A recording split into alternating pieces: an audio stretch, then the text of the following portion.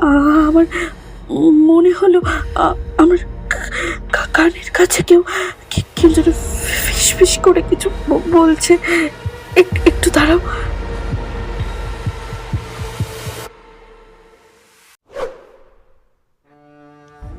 নমস্কার, আমি প্রভাত।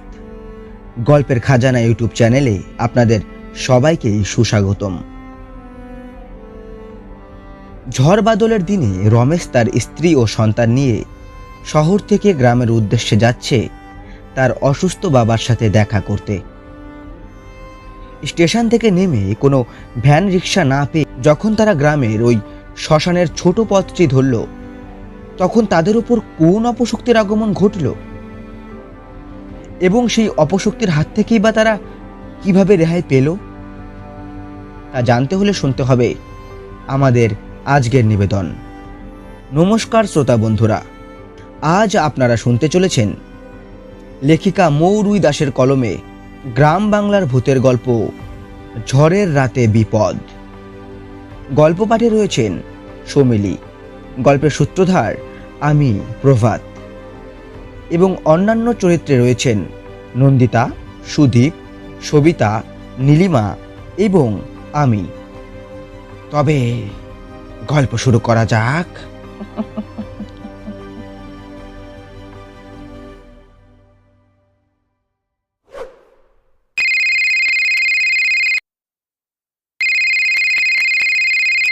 হ্যালো, হ্যাঁ মা বলো।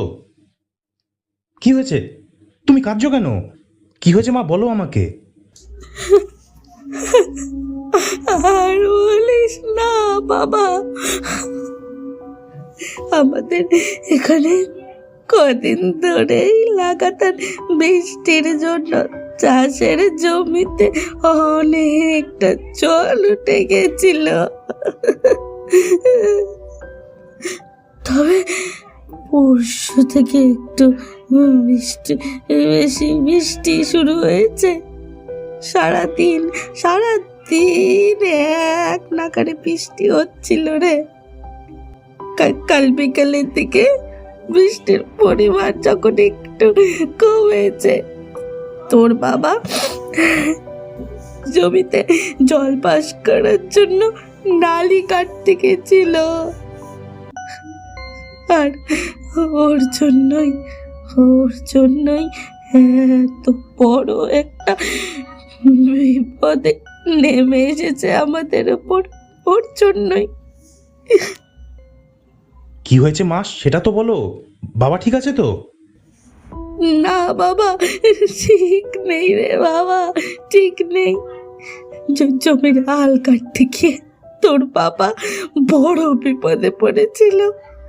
আমাদের জমির পাশে দুটো জমির বড় ওই যে তেঁতুল গাছটা ছিল, সেই গাছে হঠাৎ করে একটা বড় ভাঁজ পড়ে। আর এত গাছে বাসটা পড়ার জন্য তোর বাবা আচারকে মাটিতে পড়ে যায়। সেখানেই জ্ঞান হারায়। তবে আশেপাশের কয়েকজন মিলে তোর বাবাকে বাড়িতে নিয়ে এসেছে। শরীরের অবস্থা একেবারেই ভালো না। আর তুই তো বাবা জানিস, এখানে স্বাস্থ্য কেন্দ্রের যা অবস্থা, বড় ডাক্তার নেই, ওই আছে দোকান কম্পাউন্ডার। তোর বাবাকে দেখে গেছে, ওষুধ দিয়ে গেছে। তোর বাবা বারবার তোর নাম বলছে রে বাবু। তাই তো এই বাধ্য হয়ে রতিনের ফোন থেকে আজ সকাল হতে তোকে ফোন করেছি। বাপ, যদি সম্ভব হয় বৌমার দিকে সবাইকে নিয়ে একবার দেখে যা তোর বাবাকে। আমি জানি নে কখন কি হয়ে যায়। শেষে একটা আক্ষেপ থেকে যাবে যে বুড়োটা মরার আগে ছেলেটাকেও দেখে যেতে পারলো না। তাই বলছি, দেখ না বাবা, যদি আসতে পারিস একটু, অফিসে যদি ছুটিটা দেয় তাহলে দুদিনের মতো এসে একটু দেখা করে যা না। তোর বাবা আজ কদিন হলো তোর খুব খুব নাম করছে রে, খুব। কতদিন তোকে দেখতে পাইনি। দাদু ভাইকেও তো সেই কতদিন হলো দেখি না। হায় না বাবা, হায়। রমেশ তার মায়ের কথা শুনে আর না করতে পারল না, শুধু বলল, আচ্ছা আচ্ছা ঠিক আছে, আমি দেখছি, আমি বিকালের মধ্যে যাওয়ার চেষ্টা করছি। ছেলের কথা শুনেই আশা দেবী মুখে একটা হাসি ফুটিয়ে নিয়ে বলে উঠল, আচ্ছা বাবা, তাই কর বাপ, তাই কর। আমি আমি এখন ফোন রাখলাম। হ্যাঁ, তোরা সাবধানে আসিস, দাদু ভাইকেও সাবধানে নিয়ে আসিস। বৃষ্টির জন্য রাস্তাঘাটের অবস্থা ভালো না তো, তাই বলছি আর কি। আমি তোদের জন্য অপেক্ষা করব। আমি এখন ফোন রাখলাম। ভালো থাকবি বাবা, ভালো থাকবি। এই বলে রমেশ ফোন কেটে রেখে পিছন ফিরে তাকাতেই দেখতে পেল নীলিমাকে। কোথাও যাওয়ার কথা শুনে নীলিমা বলে উঠল, আজ আবার কোথায় যাওয়া হচ্ছে? এই ছুটির দিনেও কাজ? সারা সপ্তাহ ধরে তোমার কাজ করেও কাজ হয়নি, এই আজকে ছুটির দিনেও কাজে যেতে হবে? নীলিমার কথা শুনে রমেশ বলে উঠল, আরে না না, কাজের জন্য কোথাও যাব না। আসলে বাবার শরীরটা খুব খারাপ। আমাদের জমি আছে সেটা তো তুমি জানোই, আর এই কদিনে ওদিকেও বৃষ্টি হয়েছে খুব, তাই জমিতে অনেকটা জল উঠে গিয়েছিল। সেই জমির আল কাটতে গিয়ে বিপদে পড়েছে বাবা। শরীরের অবস্থা একেবারেই ভালো নয়। তাই মা বলল বাবা আমার নাম করছে বারবার করে, ভাবছি একবার ওখান থেকে ঘুরে আসবো। শ্বশুর বাড়ি মানেই তো সেই গ্রামের বাড়ি, আর সেখানে যাওয়ার কথা শুনে নীলিমা বলে উঠল, এই বৃষ্টির মধ্যে তুমি এখন ওখানে যাবে? তারপর যদি কোনো বিপদ আপদ হয় তখন কি হবে? আরে কিছু হবে না, বৃষ্টি তো এখন বন্ধ হয়ে গেছে, আর তেমন বৃষ্টি হবে বলে মনে হয় না। তাছাড়া অনেকদিন বাড়িও তো যাওয়া হয় না। না, চলো না একবার গিয়ে ঘুরেই আসি, বাবাকে দেখে আসাও হবে। তুমি আর না করো না।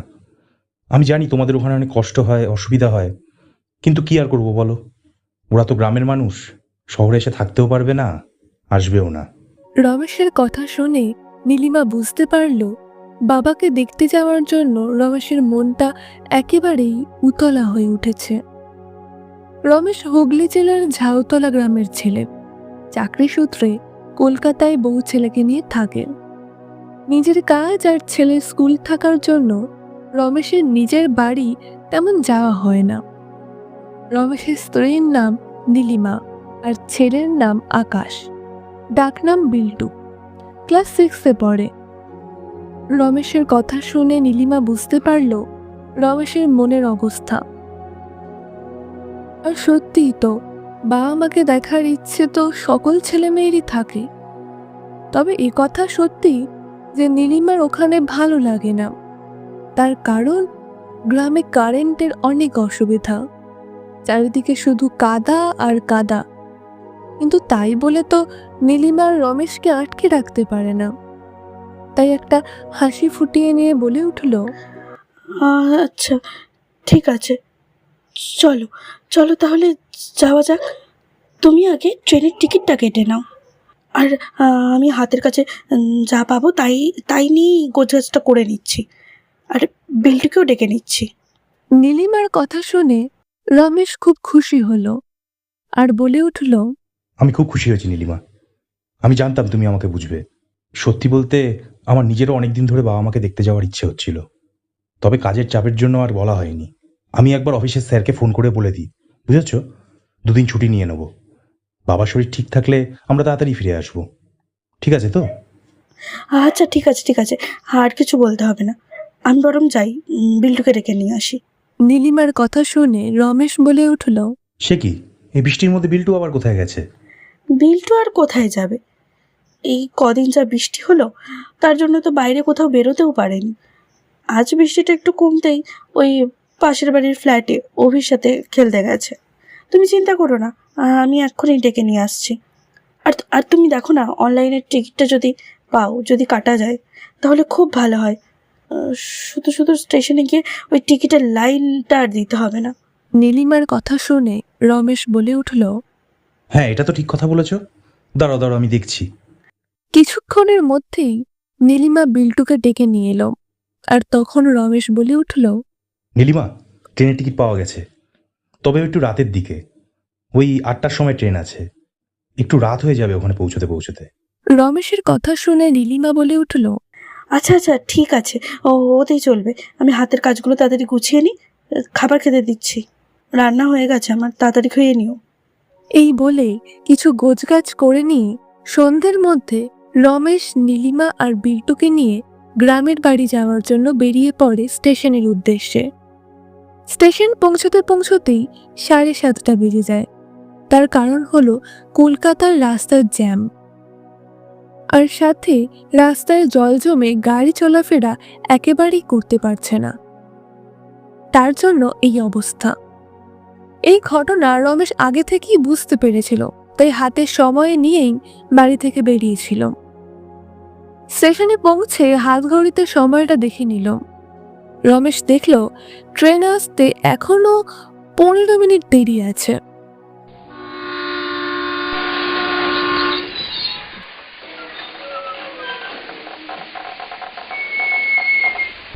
যথাসময়ে ট্রেন এসে স্টেশনে দাঁড়ালো।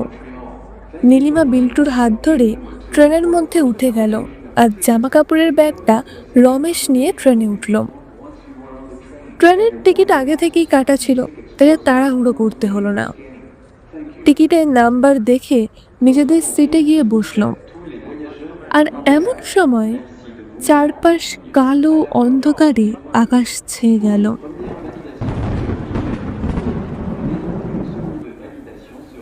কিছুক্ষণের মধ্যেই মুষলধারে বৃষ্টিও শুরু হলো। এসব দেখে নীলিমা বলে উঠল, দেখেছো, আরও বৃষ্টি শুরু হয়ে গেল। এবার কি হবে? ওদিকেও যদি এভাবে বৃষ্টি পড়ে তাহলে তো আজ আর আমরা পৌঁছতে পারবো না। না না, এত চিন্তা করার কোনো দরকার নেই। এদিকে হয়তো বৃষ্টি পড়ছে, ওদিকে তো নাও হতে পারে, তাই না? তুমি এত চিন্তা করো না তো। তুমি একটু শান্ত হয়ে সিটের উপর বসো, আমি একটু টয়লেট থেকে আসছি। এই বলে রমেশ টয়লেটে চলে গেল। কিছুক্ষণের মধ্যেই রমেশ টয়লেট থেকে ফিরে এসে নীলিমার পাশের সিটে বসে পড়ল। রমেশ যাচ্ছে তার গ্রামের বাড়ি, হুগলি জেলার ঝাউতলা গ্রামে। বৃষ্টির জন্য প্রায় 3.5 ঘন্টা পর ট্রেন এসে পৌঁছলো লোকনাথ স্টেশনে। রাত তখন 11:30। লোকনাথ স্টেশন চত্বর একেবারেই ফাঁকা। এমনি দিনেই এত রাতে খুব একটা লোকজন থাকে না, তার উপর এইরকম বৃষ্টির দিনে কেউ যে থাকবে না সেটাই স্বাভাবিক। কিন্তু এখানে থাকলে তো আর চলবে না, তাই রমেশ বলে উঠল,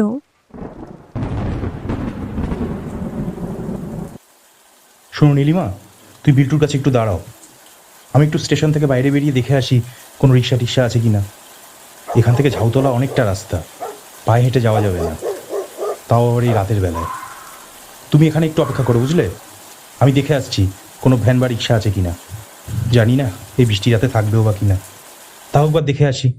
রমেশের কথা শুনে নীলিমা বলে উঠল, না না, আমি এখানে বিল্টুকে নিয়ে একা দাঁড়াতে পারবো না। দেখছো না কেমন চারিদিকটা অন্ধকার?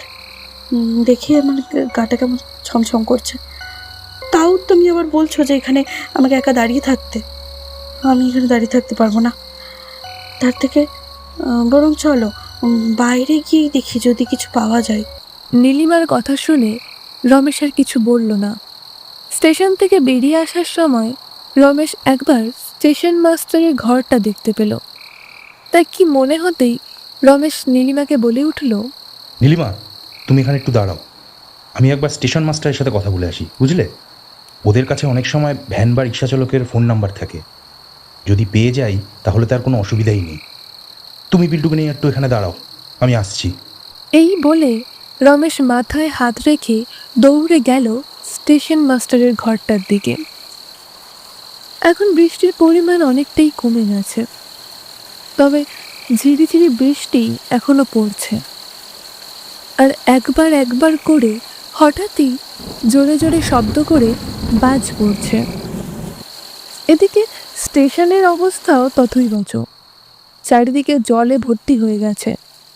রমেশ স্টেশন মাস্টারের ঘরে গিয়ে দেখল স্টেশন মাস্টার নেই, ওনার দেহাতি বোবা চাকরটা আছে। ওকেই অগত্যা জিজ্ঞাসা করল রমেশ। সেই চাকর আবার কথাও বলতে পারে না, আবার কানে শুনতেও পায় না, আর এত রাতে অন্য কোনো উপায়ও নেই। তাই রমেশ ইশারা করেই সেই চাকরকে বোঝানোর চেষ্টা করল যে স্টেশন মাস্টার কোথায়। অনেক বোঝানোর পর যখন সেই বোবা চাকর বুঝতে পারে, তখন সে বলে যে সে কিছুই জানে না। তাই ওর সাথে সময় নষ্ট না করে রমেশ ফিরে এলো আবার নীলিমার কাছে। রমেশকে দেখে নীলিমা বলে উঠল, কি গো, কি হলো? কিছু ব্যবস্থা হলো? নীলিমার কথা শুনে কিছুটা বিরক্তি ভাব প্রকাশ করে রমেশ বলে উঠল, আর হলো কি আর ব্যবস্থা হবে? ওই শালার বেটা স্টেশন মাস্টার জানি না কোথায় গাঁজা খেয়ে পড়ে আছে, কেউ বলতেও পারলো না। আর আছে ওর এক ওই দেহাতি বোবা চাকর, সে তো শুধু সিগন্যাল দেওয়ার কর্তব্য সাজছে কোনো মতে। সাহায্য পাওয়ার কোনো সম্ভাবনা নেই ওখানে। ধুর। তাহলে এবার কি হবে? সারা রাত কি স্টেশনেই থাকবো? দেখো, মাঝে মাঝেই কেমন ঝোড়ো বাতাস বইছে, বিল্টুর ঠান্ডার ধাত আছে। এভাবে ওখানে এইভাবে এখানে থাকা একেবারে অসম্ভব, আমি পারবো না। হ্যাঁ, আমি তো সব জানি। চলো স্টেশন থেকে বেরিয়ে দেখি কোনো ভ্যান রিক্সা কিছু পাই কিনা। এখন এটা ছাড়া তো কোনো উপায়ও নেই, তাই না? তাই জামা কাপড়ের ব্যাগটা রমেশ নিজের হাতে নিয়ে আর নীলিমা বিল্টুর হাতটা শক্ত করে ধরে স্টেশন থেকে বেরিয়ে এলো। স্টেশনের বাইরে যতদূর চোখ যায় কেউ কোথাও নেই, ভ্যান রিক্সার তো কোনো নামগন্ধই নেই। স্টেশনের বাইরে শুধু একটা আলোই জ্বলছে। তারপর চারিদিকে তাকিয়ে দেখলে মনে হয় যেন ঘন কালো অন্ধকার নেমে এসেছে। একটাও ভ্যান রিক্সা দেখা গেল না। তাই দেখে রমেশ বলে উঠল, শোনো নীলিমা, স্টেশন থেকে ঝাউতলা ভ্যান বা রিক্সায় করে গেলে 1 ঘন্টা সময় লাগে। তবে পাশেই একটা ছোট কাঁচা রাস্তা আছে, সেই রাস্তা দিয়ে গেলে 40 মিনিটেই পৌঁছে যাব। রাস্তাটা অবশ্য এসছে গ্রামপাড়ের পুরনো শ্মশানের মধ্যে দিয়ে। আগে আশেপাশে 4টে গ্রাম থেকে এই শ্মশানে মানুষ মৃতদেহ পোড়াতে আসতো, কারণ শ্মশানের পাশ দিয়ে বয়ে গেছে কানা দামোদরের একটা সরু শাখা। আর মানুষের কাছে জল ছিল গঙ্গার সমান, বুঝলে? আর এই জলেই তাদের ফসল, তাদের সমৃদ্ধি। আমাদের এখন ওই রাস্তা দিয়েই যেতে হবে। শ্মশানের রাস্তা শুনেই নীলিমা একটু ভয়ে ভয়ে বলে উঠল, আবার শ্মশানের রাস্তা দিয়ে কেন যাব? এমনিতেই আজ এত দুর্যোগ, তারপর ওই রাস্তা দিয়ে না, ওই রাস্তা দিয়ে যাওয়ার কোনো দরকার নেই। কিন্তু সোজা রাস্তা দিয়ে গেলে ভিজে যাওয়ার সম্ভাবনা বেশি। ওই রাস্তার দুপাশে শুধু ফাঁকা চাষের মাঠ, আর তার উপর বাজ পড়লে তো কথাই নেই। দেখছো না মাঝে মাঝে কেমন জোরে জোরে বাজ পড়ছে। আর ওদিকে বড় বড় গাছ আছে, কচুর ঝোপও আছে ছোটোখাটো। তেমন হলে কচু পাতা মাথায় দিয়ে দৌড় দেবো ক্ষণ, ঠিক আছে? আর আমি তো আছি সাথে, ভয় কিসের? তুমি বরং বিল্টুর হাতটা শক্ত করে ধরে পাটি পেটিপে আমার পিছন পিছনে এসো। আমি অনেকবার এই রাস্তা দিয়ে বাড়ি ফিরেছি, রাস্তাটা আমার চেনা। চলো তাড়াতাড়ি চলো। এরপর নীলিমা আর কোনো কথা বলল না। বিল্টুর হাত শক্ত করে ধরে আস্তে আস্তে সামনের দিকে পা বাড়িয়ে যেতে শুরু করলো। অন্ধকার রাস্তায় কিছু দেখা যাচ্ছে না। আর তখনই বিল্টু বলে উঠল, একটা টর্চ হলে ভালো হতো, তাহলে রাস্তাটা ভালো করে দেখা যেত। বিল্টুর কথা শুনে হঠাৎ করেই রমেশের মনে পড়ল কিছু কথা, আর বলে উঠল, ঠিক তো, আমি তো একেবারে ভুলেই গিয়েছিলাম। আমার প্যান্টের পকেটে টর্চ আছে। বিল্টু, আমার প্যান্টের পকেট থেকে টর্চটা বের করে একটু জ্বালা না বাবা। বাবার কথা শুনে বিল্টু তার বাবার প্যান্টের পকেট থেকে টর্চটা বের করে সামনে রাস্তার দিকে জেলে ধরল। তা দেখে বিল্টু বলে উঠল, এবার ঠিক আছে, সব কিছু পরিষ্কারভাবে দেখা যাচ্ছে। ভ্যান রিক্সা না পাওয়ার জন্য অগত্যা পুরনো শ্মশানের রাস্তা দিয়ে যাওয়াই মনস্থ করল রমেশ। হুগলি জেলার একটা ছোট্ট গ্রাম ঝাউতলা। মূলত কয়েক ঘর গোয়ালা, চাষি, তাঁতি, সদগোপ আর 3 ঘর জেলে, 2 ঘর বামুন নিয়ে গড়ে উঠেছে ছোট্ট এই গ্রাম।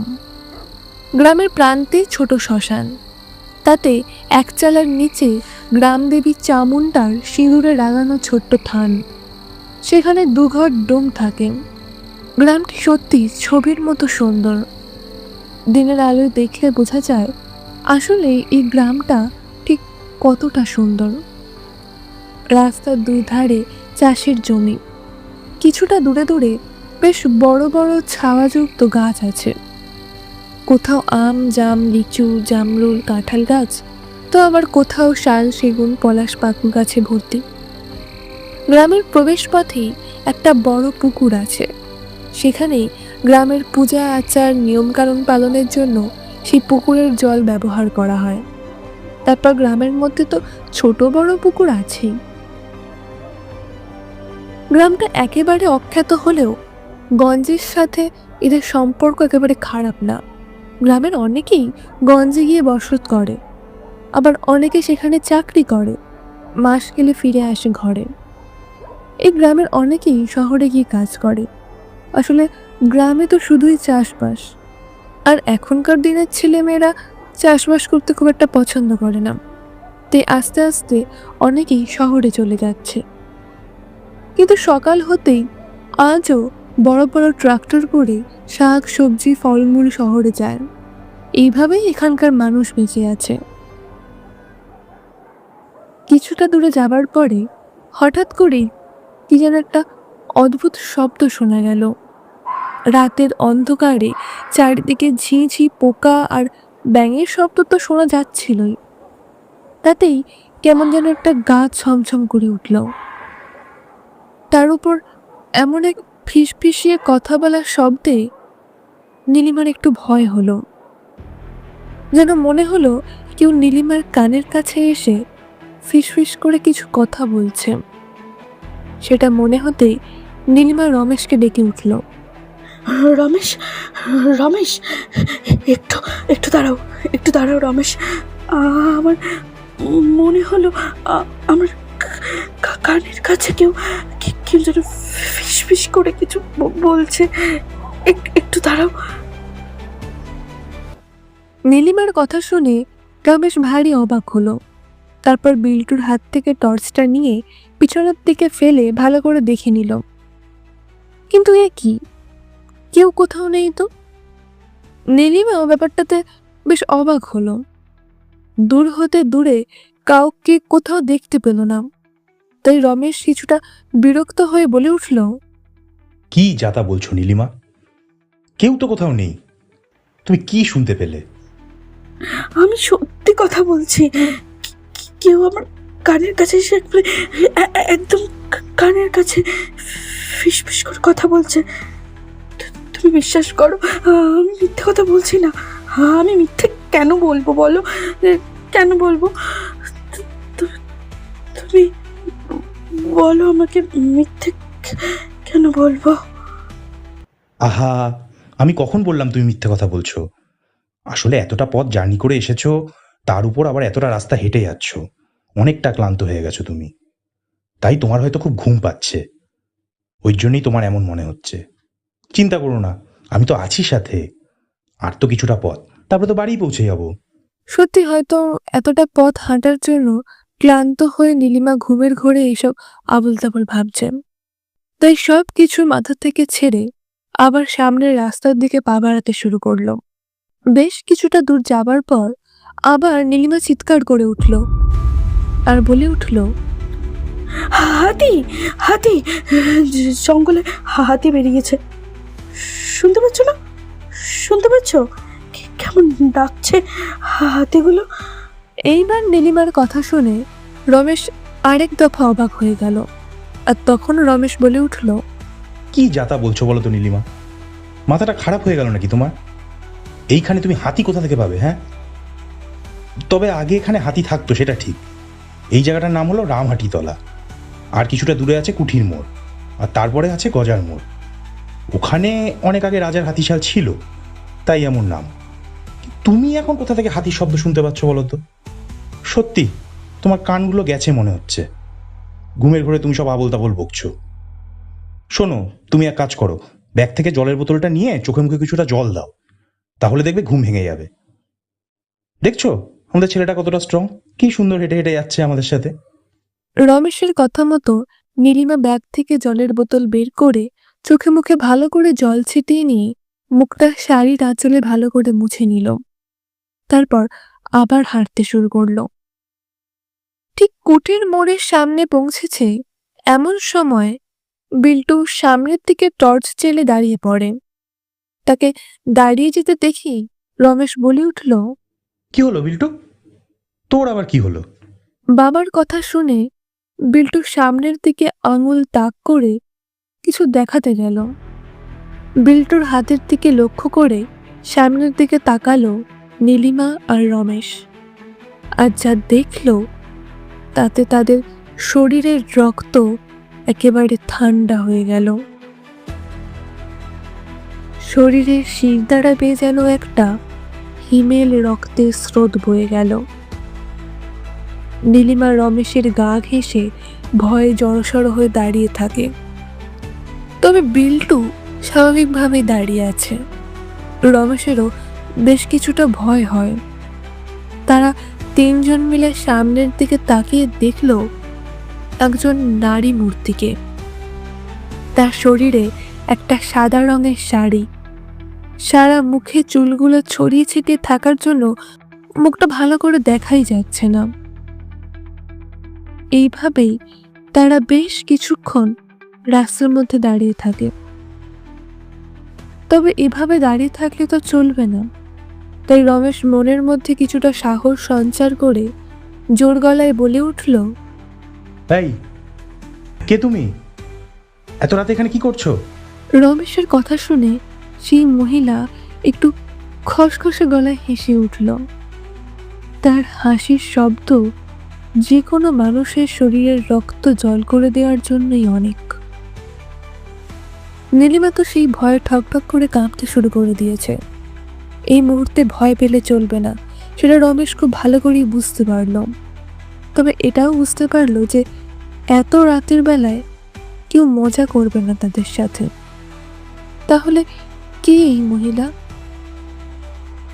রমেশ আবার কিছুটা সাহস করে সামনের দিকে এগিয়ে এসে বলে উঠল, কে তুমি?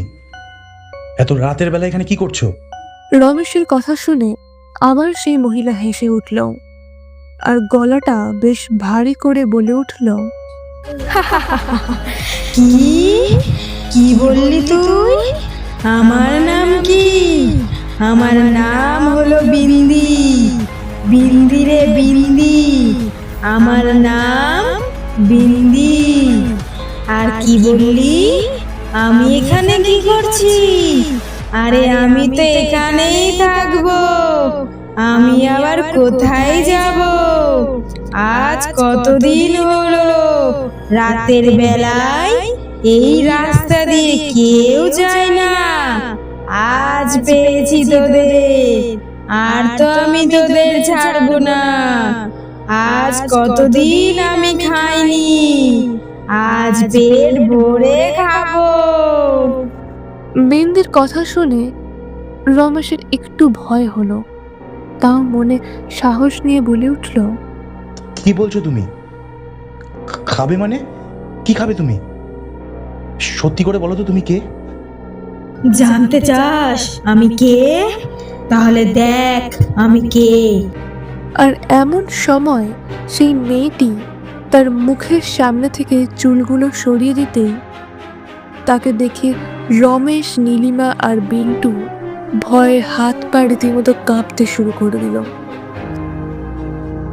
মনেহীন চোখের কোটরটার থেকে গল গল করে রক্ত গড়িয়ে সারা মুখে ছড়িয়ে পড়েছে।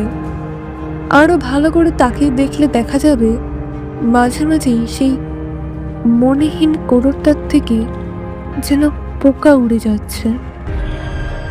এইসব দেখে নীলিমার পেটের নাড়ি ভুঁড়িগুলো যেন গুলিয়ে মুখ থেকে বেরিয়ে আসতে চাইছে। ভয় অজ্ঞান হয়ে যাওয়া উপক্রম হয়েছে নীলিমার। তার এইটা বুঝতে পেরে রমেশ নীলিমাকে জোরে ঝাঁকিয়ে বলে উঠল, এই নীলিমা, নীলিমা, এই নীলিমা, এখন অজ্ঞান হয়ে যাওয়ার সময় নয়। শক্ত হাতে আমাদের দুজনকে সবটা সামলাতে হবে। আমি একা সব দিক সামলাতে পারবো না। বিল্টু আছে আমাদের সাথে, বোঝো। ওকে যেমনটা করে হোক আমাদের রক্ষা করতে হবে, বুঝতে পারছো আমার কথা? এই নীলিমা। রমেশের কথাগুলো নীলিমার কর্ণগহ্বরে পৌঁছানোর সাথে সাথে নীলিমার নিজের চোখ জোড়া ভালো করে খুলে সামনের দিকে তাকিয়ে রইল। তাদের সামনে যে দাঁড়িয়ে আছে সে যে এমনি কোনো সাধারণ মানুষ না, সেটা তারা দুজনেই খুব ভালো করে বুঝতে পারল। কিন্তু এখন উপায় কি? তার হাত থেকে কি তারা বাঁচতে পারবে, না গ্রামের বাড়িতে এসে এক ভূতের হাতে প্রাণ হারাতে হবে? তাহলে কি এটাই লেখা ছিল তাদের নিয়তিতে? এমন সময় আবার আকাশ পাতাল কাঁপিয়ে সামনে দাঁড়িয়ে থাকা অবয়বটি হেসে উঠল। সেই হাসির শব্দে যে কোনো মানুষের রক্ত হিম হয়ে যাবে। আর তখন রমেশ বলে উঠল, বাবা বিল্টু, মন দিয়ে আমার কথা শোন। মায়ের হাত শক্ত করে চেপে ধরে রাখবি, কিছুতেই হাত ছাড়বি না, বুঝলি? নীলিমা, আমাদের পালাতে হবে, না হলে আমরা আর কেউ বাঁচতে পারবো না। তুমি বিল্টুর হাত শক্ত করে চেপে ধরে এক নিঃশ্বাসে যতটা দূরে সম্ভব দৌড়ে চলে যাও। আর আমি... রমেশ কথাটি বলতে গিয়েও থেমে যায়। আর তাই দেখে নীলিমা ভয়ে ভয়ে বলে উঠল, কি কথা তুমি বলতে চাচ্ছিলে, বলো আমাকে। আর আর তুমি কি বলো বলছি, না হলে আমরা কোথাও যাব না। কিন্তু যা হবে আমাদের তিনজনের একসাথে হবে। আমি তো আমাকে ছাড়া কোথাও যাব না, এই আমি বলে দিলাম। কিন্তু তুমি বুঝতে পারছো না নীলিমা, বিল্টু নাই বুঝতে পারে, কিন্তু তুমি আর আমরা দুজনে খুব ভালো করেই বুঝতে পারছি আমাদের সামনে যে দাঁড়িয়ে আছে সে কোনো সাধারণ মানুষ না, আর আমরা তার সাথে লড়াই করতে পারবো না। বিল্টুকে যেমন করেই হোক আমাদের বাঁচাতে হবে। তাই আমি যা বলছি তাই করো। তুমি আর বিল্টু প্রথমে দৌড়বে, আর আমি তোমাদের পিছন পিছন দৌড়াবো, ঠিক আছে? সব কথা শুনে নীলিমার মনটা খারাপ হয়ে গেল, কিন্তু তাতে কিছুই করার নেই। রমেশ আর নীলিমা ওদের কথা বলতে দেখে সেই মহিলা মূর্তিটি আবার একটা খিক খিক শব্দ করে হেসে উঠল। এই, তোরা কি ভেবেছিস এখান থেকে তোরা পালিয়ে যেতে পারবি? পারবি না, পারবি না, কিছুতেই পারবি না। আমি যেতে দিলে তো তোরা পালাবি। আজ যে আমি তোদের মেরে তোদের উষ্ণ গরম রক্তে স্নান করব। আজ কতদিন হলো আমি রক্ত খেতে পাইনি। রক্ত যে আমার বড়ই প্রিয় খাবার। তোরা কি ভেবেছিস আমার চোখে ধুলো দিয়ে এখান থেকে পালিয়ে যাবি? পারবি না, পারবি না, এটা আমার জায়গা। এখান থেকে পালিয়ে কেউ কোনোদিন বাঁচতে পারেনি, তোরাও পারবি না। আহ, কি স্বাদ সেই তাজা রক্তের! মন প্রাণ সব জুড়িয়ে যাবে। আমি পিশাচিনী বিন্দি, আমার হাত থেকে কেউ বেঁচে ফিরতে পারবে না। কথাগুলো বলেই আবার জোরে জোরে হাসতে লাগলো। কিন্তু সেই সময় রমেশ ইশারা করতে নীলিমা বিল্টুর হাতটা শক্ত করে ধরে দিল এক দৌড়। আর তার সাথে তাদের পিছন পিছন রমেশও ঊর্ধ্বশ্বাসে দৌড়তে লাগলো। পিছন থেকে বিন্দির সেই ভয়ানক গলার স্বর ভেসে আসতে লাগলো। রমেশ দৌড়তে দৌড়তে বলে উঠল, পিছন ফিরে কেউ তাকাবে না, সামনের দিকে যতটা সম্ভব দৌড়ে চলো। রমেশের কথা মতো নীলিমা বিল্টুর হাত ধরে খুব জোরে দৌড়তে লাগলো। আর এমন সময় রাতের অন্ধকারে কারোর সঙ্গে ধাক্কা লেগে বিল্টু আর নীলিমা সেখানে দাঁড়িয়ে পড়ে। ভয়ে তাদের শরীরের সব নড়াচড়া বন্ধ হয়ে গেছে। এবার কি করবে সেটাই বুঝতে পারছে না। নীলিমা আর বিল্টুকে দাঁড়িয়ে যেতে দেখে রমেশ বলে উঠল, কি হলো নীলিমা, বিল্টু, তোমরা দাঁড়িয়ে পড়লে কেন? আমাদের এখান থেকে পালিয়ে যেতে হবে, চলো তাড়াতাড়ি। রমেশ কথাগুলো বলেই আবার নীলিমাকে কিছু জিজ্ঞাসা করতে যাবে, এমন সময় বিল্টু টর্চের আলো জ্বেলে সামনের দিকে দেখল। আর সামনে দেখতে পেল একজন বয়স্ক লোক। সেই বয়স্ক লোকটিকে দেখে রমেশ বলে উঠল, বাবা, তুমি এখানে কিভাবে এলে? তোমার না শরীর খারাপ? তাহলে এত রাতে তুমি এলে কিভাবে? এতক্ষণ পর রমেশের বাবা বিনু ঘোষ বলে উঠল, তার আগে তোরা বল, এইভাবে রাতের অন্ধকারে দৌড়াচ্ছিলি কেন? কি হয়েছে? তারপর রমেশ নিজেকে শান্ত করে সব কথা বলল। সব শুনে বিনু ঘোষ বলে উঠল, হ্যাঁ, ওই রাস্তা দিয়ে রাতের বেলায় কেউ আসে না। তার কারণ হলো ওখানে যে নীল কুঠি আছে। ইংরেজদের সময় কোনো এক ইংরেজি এক চাষার মেয়েকে তুলে নিয়ে এসে ধর্ষণ করে মেরে ফেলে। তারপর সেই মেয়ে পিশাচিনী হয়ে সব ইংরেজদের মেরে ফেলেছিল। সেখানেই সে শান্ত থাকেনি। তারপর থেকে রাতের বেলায় যেই বা যারা ওই রাস্তা দিয়ে আসে সে সবাইকেই মেরে ফেলে। তবে আজ তোদের ভাগ্য ভালো যে যে আমি ওখানে পৌঁছে গিয়েছিলাম। বাবার কথা শুনে রমেশ বলে উঠল, হ্যাঁ বাবা, তুমি একেবারে ঠিক কথা বলছো। তুমি না এলে আমরা আজ সত্যিই মারা যেতাম। বালাই ষাট, তোরা কেন মরবি? তোদের এখন কতই বা বয়স? মরার সময় তো আমাদের হয়েছে। না না বাবা, এমন কথা বলো না। কিন্তু তুমি আমাদের কথা জানতে পারলে কিভাবে? কি যে বলিস, সন্তানের অসুবিধার কথা তার মা অনেক আগে থেকেই বুঝতে পারে। ওর জন্যই তো বলে রক্তের টান। রক্তের টানকে কি কেউ কিভাবে উপেক্ষা করবে বলতো? তাই তো আমি চলে এলাম, কিন্তু অনেকটা দেরি হয়ে গেছে রে বাবা। আমার তো আর কিছু করার নেই। তা তা দাদু ভাই, বৌমা, তোমরা কেমন আছো? আমরা ভালো আছি বাবা, তবে আপনার শরীরের এই অবস্থায় বাড়ি থেকে বের হওয়া একেবারে উচিত হয়নি কিন্তু। ও কিচ্ছু হবে না, আমার সব ঠিক হয়ে যাবে। তবে তবে ওই যে একটা আক্ষেপ থেকে গেল। বাবার কথা শুনে রমেশের কেমন যেন লাগলো, তাই কিছু কথা আবার জিজ্ঞাসা করতেই যাবে। এমন সময় রমেশ বলে উঠল, কি হয়েছে বলো তো বাবা? তুমি এইভাবে কথা বলছো কেন? এই দেখো, কথা বলতে বলতে আমরা বাড়ি পৌঁছে গেলাম। বাবার কথা শুনে রমেশ বাড়ির দিকে তাকালো, আর তখন রমেশ দেখতে পেল বাড়ির সামনে অনেক লোক। তাই রমেশ বলে উঠল, এ কি বাবা, বাড়ির সামনে এত লোক? কার কি হলো? মা মা ঠিক আছে তো? কিন্তু বিনু ঘোষ কোনো উত্তর দিচ্ছে না। তাই পাশ থেকে রমেশ তার বাবার দিকে দেখতেই আর কাউকে দেখতে পেল না।